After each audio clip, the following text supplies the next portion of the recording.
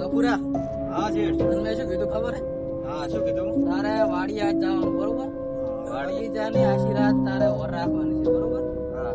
અને અહીંયા કને જો કૂતરી એક વાયડી થઈ છે. શું બાયડી થી?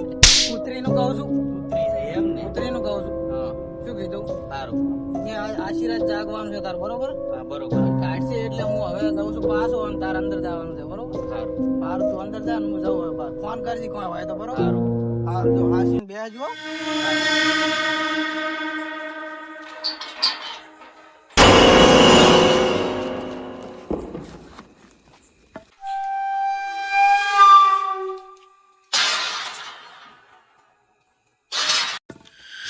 એટલે આ દરવાજો છે ને વસી ગયો હેડો ને વાયરાથી વસી ગયો છે. એટલે હારું વાડીમાં તો બીક જેવું લાગે છે પણ શું કરશે હવે? જી થાય જોયું જશે હેડો ને.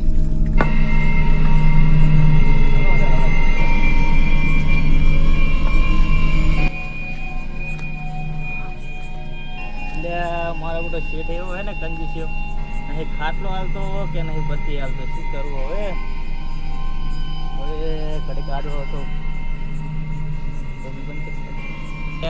મારી હારી વઘારી છે પણ સારું હવે સુઈ રહેવાનું તો સેટ થશે નહીં. એટલે શું છે મારું સારું મારું સારું સેટ કહેવા લાગે, વાત તો સાચી લાગે, જોવા દીજી મને. એટલે શું છે મારું સારું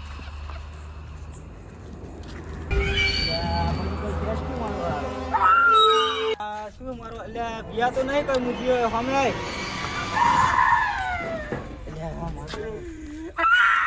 એટલે કોક મારો દેખાણું શું દેખાણું એવું મારો હારું બીવરાય એવું.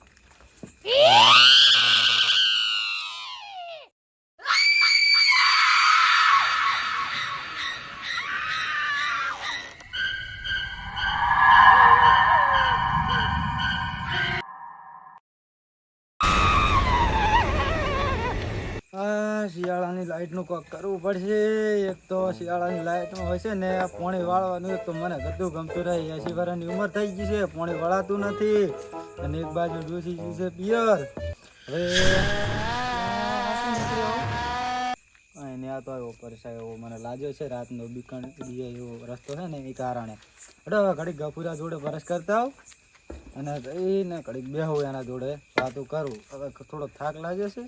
લે ગફુરા, એ ગફુરા, આજ તો તારી લાઈટ હતી ને તું આવ્યો છે પાણી વાળવા. ગફુરા, એ ગફુરા.